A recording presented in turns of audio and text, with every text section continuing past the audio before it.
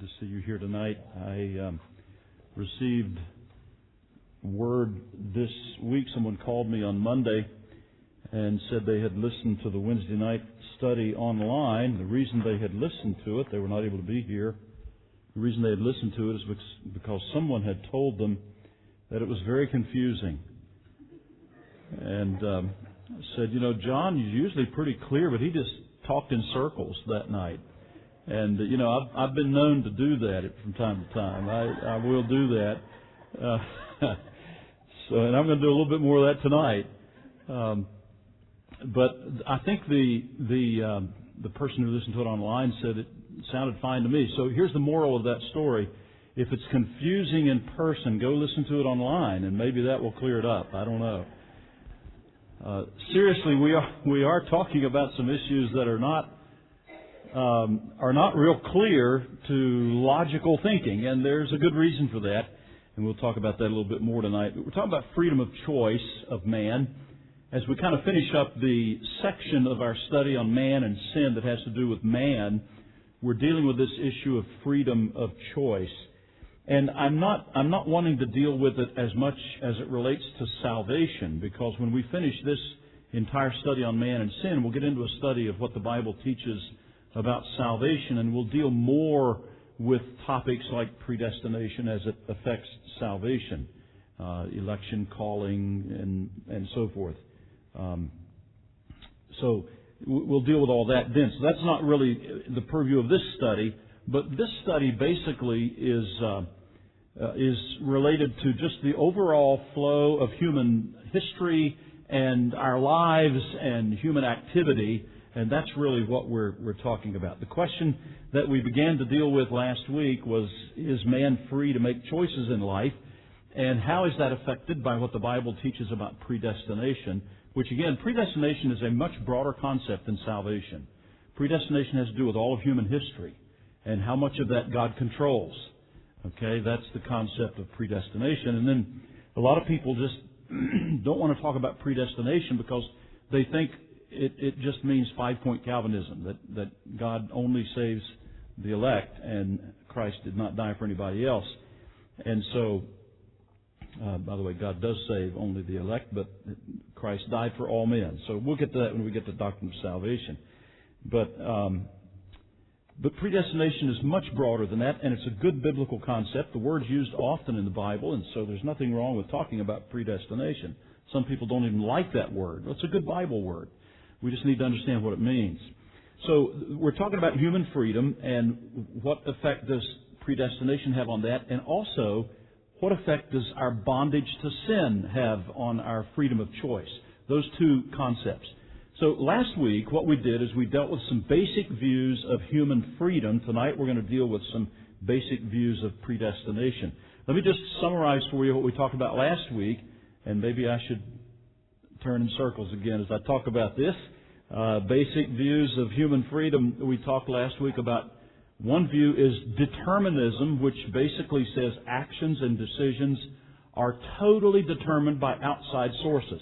There is a naturalistic view of that, and there is a theistic view of that. Naturalistic being basically a psychological, psychiatry type view. B.F. Skinner was the proponent of that. That heredity and environment are the reasons why we do everything. We're not responsible for our own actions. But we also saw there's a theistic determinism, which basically says that instead of impersonal conditions, God predetermines or foreordains all things. And we saw that there's a lot of truth to that, but those who believe in determinism do not take into account any part of human freedom or decision-making or will. And so we said, determinism is an extreme. It's way out here on the extreme. But the other extreme is indeterminism, which basically says actions and decisions are not at all determined by outside sources. Basically, again, there's a naturalistic and a theistic slant to that. The theistic slant, which basically is an attempt to have a biblical view, is that God has completely limited His sovereignty, that really man and his decisions and will are totally in control. But we saw that's the other extreme. That doesn't really sound biblical either. So we saw a middle ground, something of a middle ground, that finds strains of both in the Bible is a view called self-determination. And that's the view that basically a person's actions are caused by ourselves. We are responsible for our own actions. We'll be judged for our own actions. Factors like heredity and environment may influence but do not determine those actions. Since we are created in God's image, He created us with a will, the ability to choose. And there is a certain amount of freedom there. It does not, however, as we saw last week, contradict predestination. We looked at several passages that indicate the freedom of the human will to make choices. We'll talk about how sin affected that later tonight. But we also talked about some strong passages that deal with predestination, particularly Ephesians 1:11 and Romans 8:28-30. I referenced Romans 9. We didn't get into that passage, and we're not going to try to tonight either. But we ended with this, and this is where it may have sounded like I was talking in circles. There is an unexplainable mystery, a seeming paradox that must simply be accepted. And that is that the Bible does teach, as Jesus said, "O Jerusalem, Jerusalem, how often would I have gathered you under my wings, but you would not." The Bible does teach that we have a choice, that we do make decisions. But the Bible also teaches that God marks out ahead of time, works all things after the counsel of His own will, Ephesians 1:11, and where we cannot logically bring those two things together, we just have to accept them, both, and believe both strains of teaching in the Scriptures. So that kind of middle ground view seems to be the most biblical balance between human responsibility and divine sovereignty. Now, that's just a summary of what we did last week. Tonight we're going to talk about some basic views of predestination. But before we move on, any remaining questions from that summary of last week? Okay, good. Either you don't have any questions or you just have no clue what to ask. So that's okay. Basic views of predestination. There are two categories of views, and we're going to talk about both of those.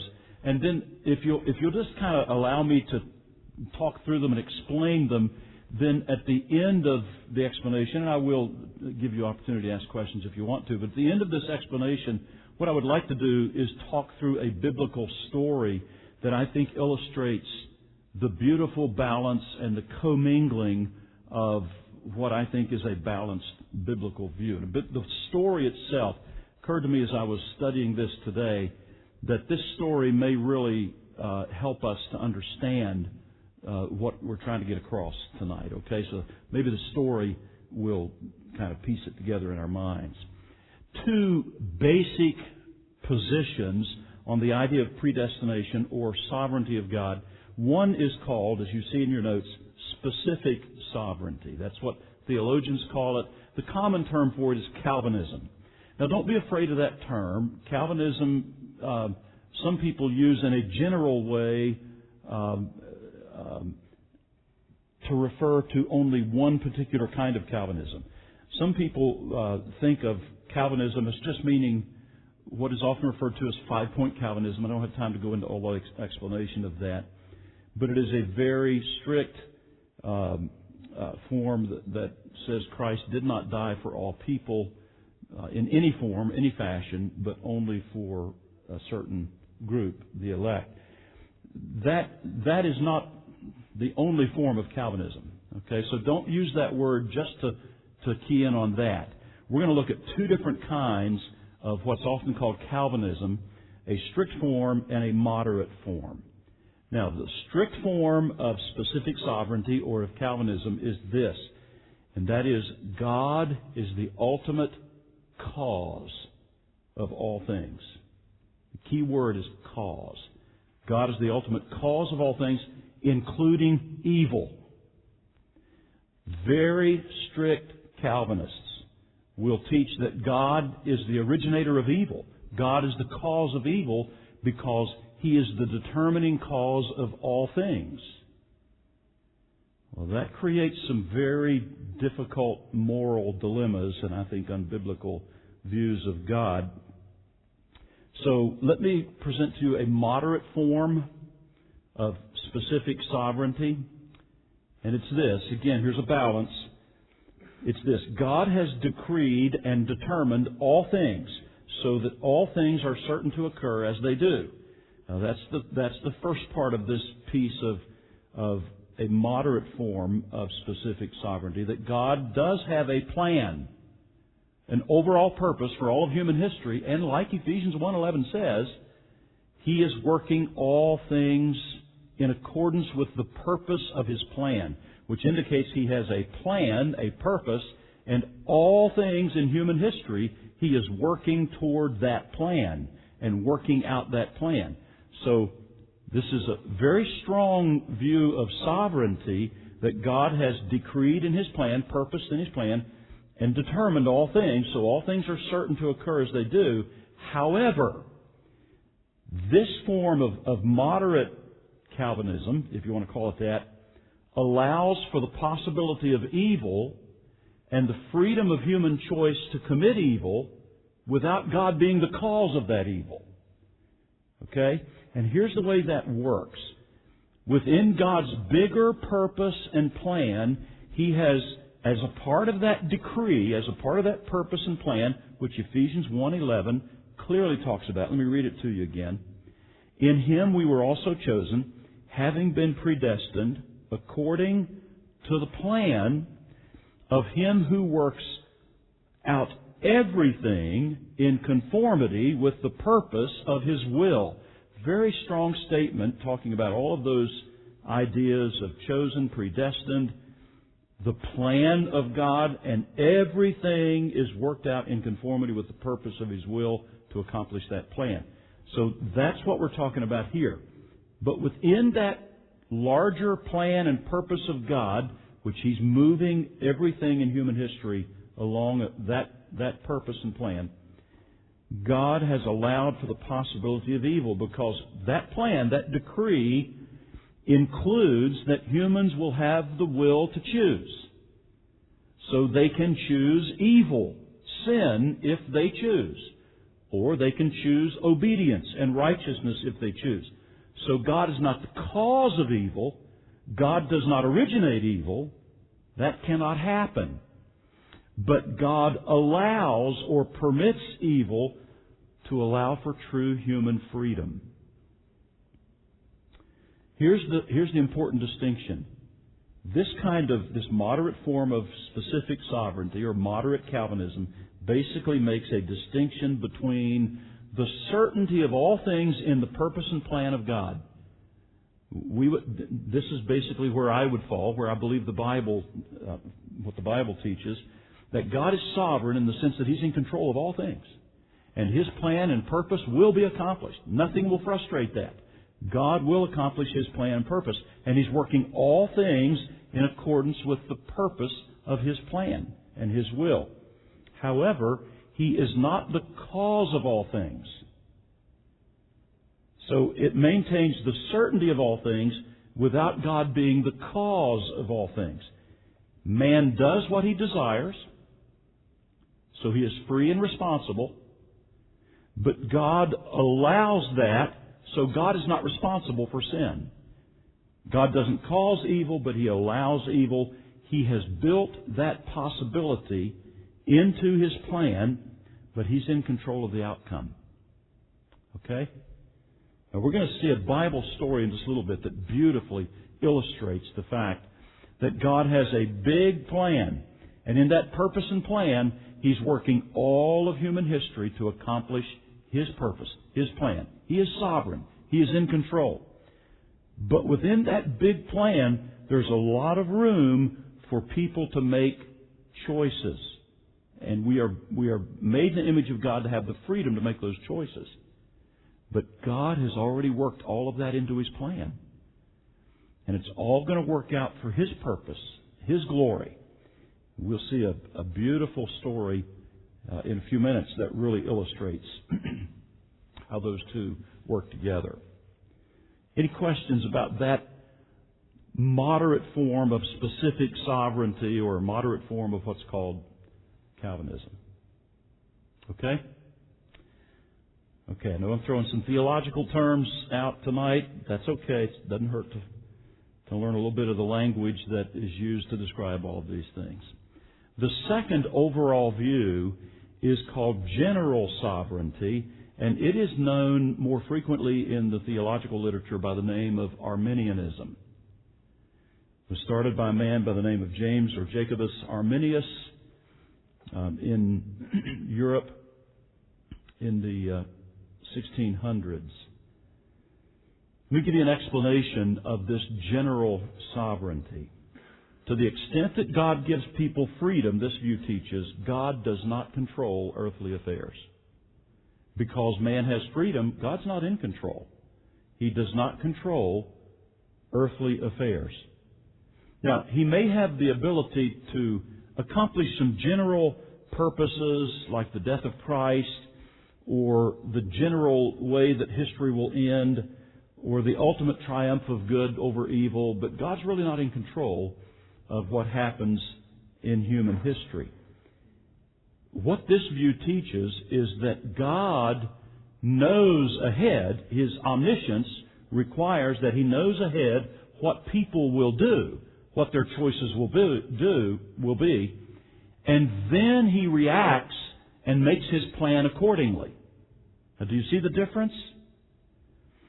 This view basically says man is in control of everything. He makes his decisions. God knows ahead of time what He's going to do, so God reacts.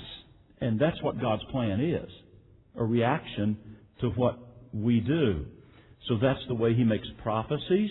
He looks ahead and sees, this is what's going to be done, so I'll prophesy that. That's the way this view teaches He saves people. He looks ahead and He knows this person will get saved, so that'll be my plan. I'll make my plan now based on what I know ahead of time. That's the way He answers prayer, this view teaches. That He knows ahead of time what we're going to do, so then He decides this is how I'll answer prayer. Now, there are some problems with this view. I think you can probably see that. The biggest problem, well, next to the biggest, the next one will be the biggest one, but the next to the biggest problem is this. This makes man the ultimate decider. This puts man in control of everything. And God is relegated to a submissive status of just responding to situations. And basically trying to figure out, how do I respond to this? And how do I respond to that? Man is really the determiner of things, and God is simply a submissive responder to what's happening. I don't think that's a view of God we really want to hold to. I don't think that's a view of God that the Bible teaches. Now, when you carry that to its logical conclusion, here's what you come to, and this is really dangerous.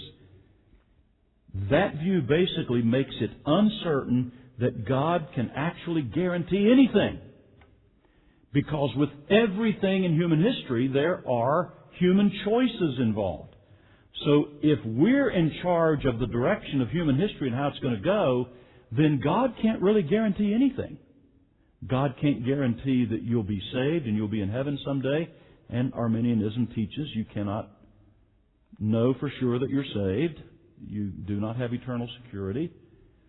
So basically this view puts man in the driver's seat of everything, and God really cannot guarantee anything.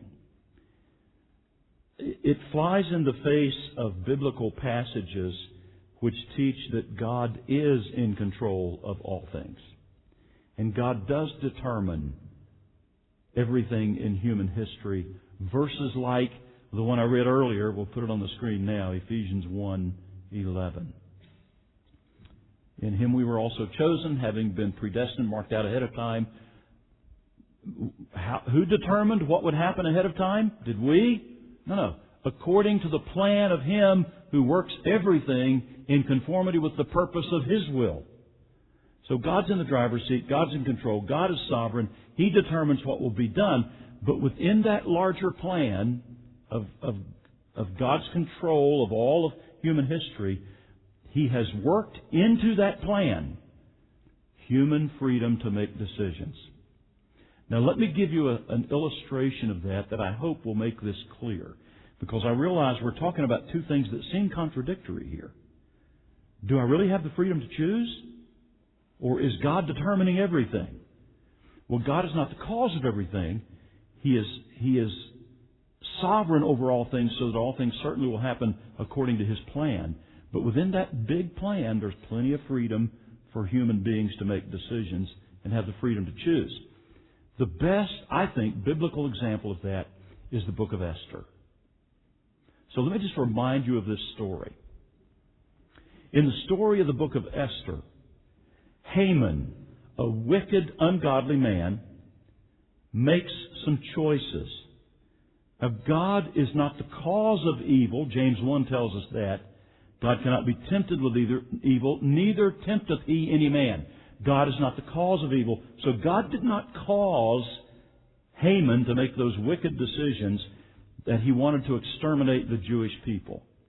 He made that decision of his own free will, free although limited and enslaved to sin, as we'll see later. But he had the freedom to choose. Okay, he made that choice. That was his own will. But it all fit into the big purpose and plan of God. And it's not just that God knew ahead of time what was going to happen. God was already determining what was going to happen and already putting into place the pieces of His plan that would make sure that even Haman's evil plot would work into God's plan. Even though Haman was free to make those choices and did choose evil, which God was not responsible for. God did not cause him to do that. That was Haman's choice. Haman is responsible for that choice. Haman will be judged for that choice. But it all worked into the purpose and plan of God. Because long before Haman had even come up with that plan, God was at work to put a Jewish queen on the throne. Long before Haman ever made the decision as to what he was going to do, God's already accomplishing His purpose and plan. He's already putting the pieces into place by putting Esther on the throne that will tie into His purpose and plan. Long before Haman ever makes any decision about what he's going to do, there is a plot to overthrow King Ahasuerus, King Xerxes.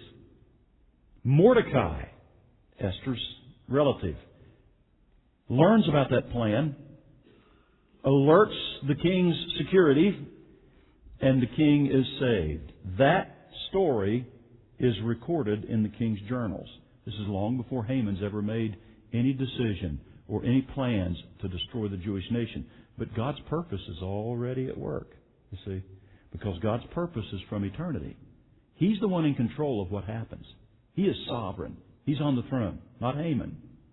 But Haman will, within the purpose of God's plan, in the big picture of God's plan, Haman will still be responsible to make his own choices. So, as the story goes on, this hideous plot to destroy the Jews, obviously, Mordecai finds out about when it's announced, makes Esther aware of it. And you remember the story. Esther decides she will take her life into her own hands, if you will, and she will go in before the king even when she's not invited, and will let God take charge of what happens to her. But she will make her plea to Him. She does. God is already in control of how the king will respond. When the king does respond, by letting her tell her concerns, she sets up a banquet. But remember, she kind of chickens out that first banquet and doesn't want to tell the king what the real problem is. Haman's invited to this banquet. So she asks him to come to a banquet the next day. Well, you remember what happens the night between those 2 days, those 2 banquets. The king has a dream. He can't sleep. And so he wakes up, he can't sleep. He asks for the king's books to be brought in so he can read those. Surely those will put him to sleep. And of all things, he reads the account of Mordecai exposing the plot against his life. Now, who do you think was in control of that? Who do you think caused him to turn to exactly that spot in the king's stories at exactly that time, the night between the two banquets, because Haman's going to come in the next morning and demand the life of Mordecai. But when he comes in, the king has just read about Mordecai, wants to honor Mordecai. Haman's plot is exposed at the banquet that second day. Haman is hanged, not Mordecai, and God saves the Jewish people. Now, who's in control? Not Haman. God's in control. God is sovereign. And you can see that before Haman ever made any choices, God was already at work putting all the pieces of His plan into place. According to Ephesians 1:11, He was working all things after the counsel of His own will, according to the purpose of His own plan. That plan, devised in eternity past, was being worked out. But within the context of that plan, Haman was still responsible and free to make sinful choices. It's just that those choices, God in His sovereignty and in His omniscience has already worked into His plan. And He knows exactly and has already determined, by virtue of putting everything else in His plan into place, exactly how that's going to work out. Even how Haman's sinful decisions will work into his plan. So you see, that within the big plan of God, there's plenty of room for human freedom and decisions to either obey or disobey, but it doesn't catch God by surprise. It's not the Arminian view that God is somehow wringing His hands, responding, thinking, oh no, now I've got to change my plans or make a new plan. No. God's plan has already been determined. And He's just putting all the pieces into place to work it out. So to me, the book of Esther is a beautiful illustration of this balance that I'm trying to get across here, in the idea that God is sovereign and we cannot dilute that one bit. All things will work out according to the purpose of His plan. But within that doesn't mean He determines our choices. We still have choices. It's just that those choices, which He knows in His omniscience and has already accounted for in His plan, will all work out for His glory. Okay? Questions? Yeah. You think of the martyrs, in Ecuador and so forth. At first glance, when that happens, it looks like a terrible mistake. How could God have ever involved that in His plan? But were those Indians responsible for what they did? Did they make their choices? Yes, they were responsible. They did make choices to commit sinful acts. But God was already at work, working that all out for the glory of God, so that would be the means that would be used to reach that tribe. God is in control. He knows what He's doing. And I think we have to hold those two things in tension. But I think the way to see them is that, yes, we do have a human will. We're made in the image of God. We do choose. We're not robots that are pre-programmed, that have no freedom. We do choose. We make choices. But all of that is just a small piece of the larger plan and purpose of God, which is so big none of us can really grasp. But we see little snippets like the book of Esther as to how it's all working out in human history. You see, that's the combination of those two things. I'm going to summarize that when we get to the conclusion, but before we do, let me talk about the bearing of sin on the fall of human freedom. The bearing of the fall on human freedom. What part does the fall or sin have to play in our ability to choose, in our human freedom? Is our freedom limited by the fall or by our sin? Now, we're going to discuss that more later when we talk about sin. The next phase of our study is getting into what the biblical words for sin and the biblical teaching about sin. And we'll get into a little more detail as to how sin has affected us in every way, totally. But tonight, what I want to do is just give you overall bird's eye view, if you will, of 4 stages of human experience and how sin affects our freedom in each of those 4 stages. This is kind of a big picture view, and then we'll narrow it down and get more detail later in our study. 4 phases, 4 stages of human experience. First of all, and these little statements that I've got in your notes have been used for years to help kind of sort out this idea of how the fall and sin affects our ability to choose. At creation, God created us, notice the expression, able not to sin. Able not to sin. Now the reason I've written these out for you on your outline is because it's only when you put all 4 of these together that you understand how it all works. But let me explain them one by one. Able not to sin. We were created with the capacity for choice. That's part of being in the image of God. Okay, we were created with the capacity for choice. When Adam was created, he was capable at that point of not sinning because he was created perfect. So he was capable of not sinning. And that condition prevailed until he gave in to temptation, ate the forbidden fruit, disobeyed God. But when man was created, he was created with the ability not to sin. Okay? Does that make sense? He had the ability to choose, and if he chose to be disobedient, he would become a sinner. But at the point of creation, he was able not to sin.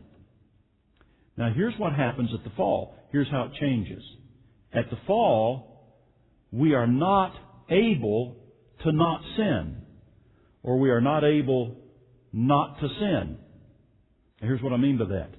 The fall plunged all of us into a bondage to sin. Now this is how our will and our choices now, in our current state, without Christ, are affected by sin. We are in bondage to sin before we come to Christ. We're in bondage. We're in slavery to sin. So the best way to describe that is we are not able not to sin. We are no longer able to live without sin. Can't do it. You cannot, in your own humanity, go back to the Garden of Eden and live in that condition where you're able not to sin. You are not able to not sin. Okay, Romans teaches this very clearly. Just look at these 3 verses on the screen. Romans 6:6. For we know that our old self was crucified with Him so that the body ruled by sin might be done away with. This is the transaction that happens in salvation. We'll get to that in a moment. That we should no longer be slaves to sin. Which indicates that before we came to Christ, before this transaction was made where the old self or the old person was crucified with Christ, that's our union with Christ in salvation. Before that happened, we were slaves to sin. Which means my freedom is seriously limited. I'm a slave. I am not really free. I'm not free to live a holy and righteous life. I'm enslaved to sin. I cannot live a holy and righteous life in God's sight. I cannot do anything to please Him or earn my salvation because I'm a slave to sin. Verse 17 says it again. But thanks be to God that though you used to be slaves to sin, you have come to obey from your heart the pattern of teaching that has now claimed your allegiance. Talking about the gospel. And then down in verse 21, or 20, he says, when you were slaves to sin, you were free from the control of righteousness. So you see, our human freedom is not really free. We are not really free in the sense that we are not bound in any way so that we can choose whatever we want to. We can choose to please God. We can choose to live perfect if we wanted to, and thus we could earn our way into heaven. We are slaves to sin, the Bible teaches, before we come to Christ. So, at creation, man was able not to sin. That was Adam in his perfect state before he fell. Once we fell, we're not able not to sin. Did that change on the screen? Okay, I know what happened. Sorry. I caught that mistake and asked that it be changed, and the wrong version got put in the PowerPoint. So Okay? It should be not able to not sin or not able not to sin. Okay? Boy, I'm really confusing you now, right? Sorry. I'm too old to do that. Okay, at regeneration, when we get saved, then we are able not to sin. We are able not to sin. Because at regeneration, we're given a new nature, which continually pulls us toward God. Now, in the fall, when we were plunged into slavery to sin, we had a sin nature that continually pulled us away from God. It's impossible to move toward God as a sinner. But at regeneration, when we get saved, we're given a new nature which now pulls us continually toward God, so that now we are able not to sin. Wow, what's going on the screen now? Can we get to regeneration at all? We've got to get this guy saved. All right, I think it's getting fixed. At regeneration, there we go, we are able not to sin. Because we have a new nature, now we are able not to sin. We are still plagued by sin. It's not like Adam. We are still plagued by sin, but if we yield to the Holy Spirit, once again, we are able not to sin. And here's the verses, Galatians 5. Let's look at these verses. Galatians 5, verses 1 and 16. It is for freedom that Christ has set us free. Stand firm then, and do not let yourselves be burdened again by a yoke of slavery. Okay, but look at verse 16, which tells us how this happens. Verse 16 says, so I say, walk by the Spirit, and you will not gratify the desires of the flesh. Now, before you got saved, you were in slavery to sin. After you get saved, you now are able not to sin. As long as you live in the power of the Spirit, you won't gratify the desires of the flesh. Now, none of us do that all the time. So we're still plagued by sin, but we are able not to sin. Now, at glorification, when we get to heaven, here's what will describe us. Not able to sin. Not able to sin. When you receive a glorified body, sin will be eradicated completely, and you will be like Jesus. 1 John 3:2 says it this way. Dear friends, now we are the children of God, and what we will be has not yet been made known, but we know that when Christ appears, we shall be like Him. So sin will be eradicated. We'll have a glorified body. We will be apart from sin. We will not be able to sin in heaven, because the Bible teaches there is no sin in heaven. Revelation 21:27. Nothing impure. This is talking about the New Jerusalem, our eternal dwelling place. Nothing impure will ever enter it, nor will anyone who does what is shameful or deceitful, but only those whose names are written in the Lamb's book of life. Only those who are saved. Nothing impure, nothing sinful in heaven. There's no sin in heaven. So when we get to heaven, we will not be able to sin. Okay? When Adam was created, he was able not to sin. The fall made us not able not to sin. Regeneration once again makes it possible for us to not sin because of the Spirit of God. We're not going to be perfect at that, but the Spirit of God enables us to overcome the pull of the flesh. But at glorification, sin will be totally eradicated, and we will not be able to sin. Won't want to sin, won't be able to sin. Thank God for that. So that's a little summary of the bearing of sin on our freedom. So here's my point. We talk about human freedom. None of us are totally free. Now, in the sense that we are capable of making choices, yes, we have freedom. But our freedom really is in bondage to our sin nature. So we are not totally free. We're in bondage to our sin nature. It is only as we are walking by the Spirit that we are able to overcome the pull of the sin nature and we're able to not sin. Okay? That's accomplished in regeneration. But it is only when we get to heaven that we'll be totally, totally away from sin and never be able to sin again. Not have any sin to worry about at all. Okay, does that help a little bit with understanding how sin affects our freedom? So are we free? People talk about total freedom. No, we're not, because we're enslaved to sin. The sin nature is always pulling us away from God. But are we capable of making choices? Of course. We're still in the image of God. So it depends on what you mean by human freedom. Okay? Comments? Questions? Kisty? Yeah. That's a good question. Kisty's asking, comment a little bit more on the able not to sin, because there is teaching out there that says you're able to become completely sanctified without any sin. And that's not what we're saying. Basically, that's Wesleyan tradition, basically, that teaches you can reach a point of sinless perfection where you don't sin anymore.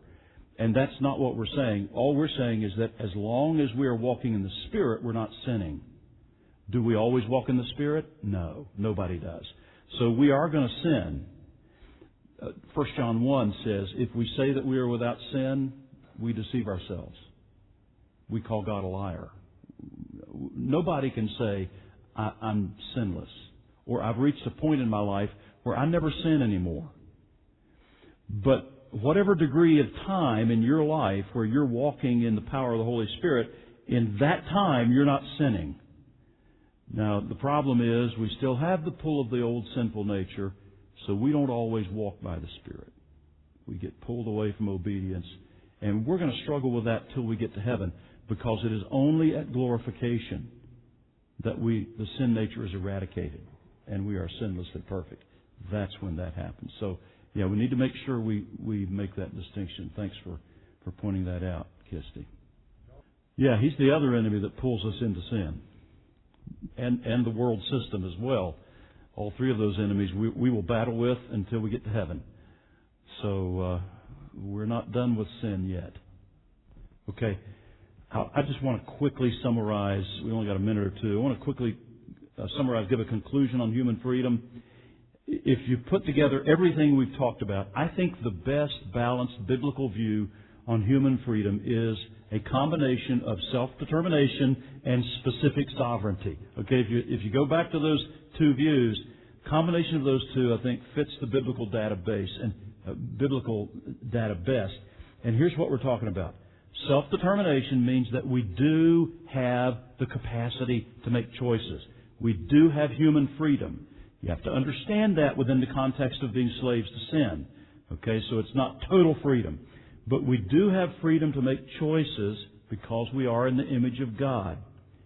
But specific sovereignty teaches that God is in control of all things, and He's working according to the purpose of His plan. He is the one on the throne. He is the one in control. That does the most justice to the character of God. So sovereignty means that God is certainly in control of all things. Everything will certainly work out according to His purpose in history. But it does not imply restraints on our will at the time decisions are made. We do make legitimate decisions. We are fully responsible for our actions. We are not robots, but God is still in control of everything that is taking place to fulfill His purpose.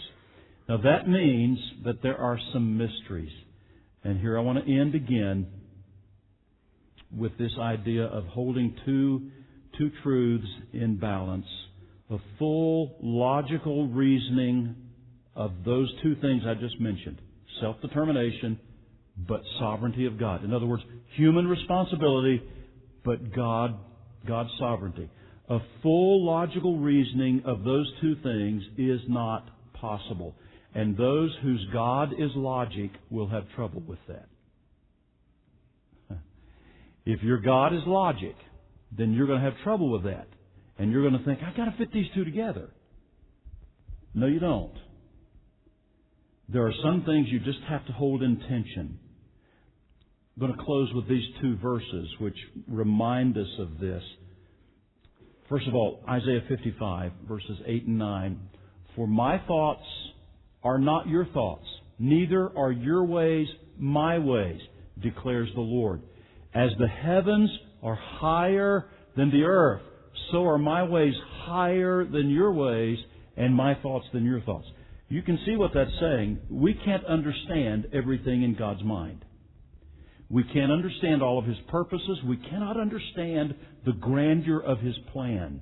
And to be quite honest, I cannot understand completely how God's plan and purpose includes my opportunity to make choices and my responsibility. I get a picture of it in the book of Esther. I can see it there. But I can't logically explain it in a way that satisfies everybody's need for logic. The other passage is this. I love this passage. At the end of the book of Deuteronomy, Moses is kind of summarizing the law. And he says, the secret things belong to God, the Lord our God. But the things revealed, the Word of God, belong to us and to our children forever, that we may follow all the words of this law. Okay, in other words, what God has revealed to us in His Word, we treasure, we study, we seek to understand, we pass it along to our children. But there's some things God has not revealed. And those things belong to Him. Only He knows those things. Only He can understand those things. If I try to figure out everything that's in the mind of God, well, there's nothing more arrogant than that. And that's where we have to kind of leave things. That there are some things I cannot logically put together because I don't understand all of God's ways. I don't know all of His thoughts. They're higher than mine. And there are some secrets that only God knows. There are some mysteries. So we have to leave it at that and be content with that. Okay? So this whole idea of human responsibility and God's sovereignty, which is true, both. If you want to say what's the overall controller of all things, God's sovereignty. That's clear. He works all things after the counsel of His own will, purpose of His plan. But within that big plan, there's a lot of room for me to make choices and decisions. And I have the freedom to do that. God is working all that according to His plan. Fits all that into His plan. How? I don't get all that. That's part of the mysteries. That's part of His thoughts above my thoughts, and I'll leave that with Him. Okay, time is up. Kids are running loose. You better go find them. Let's pray.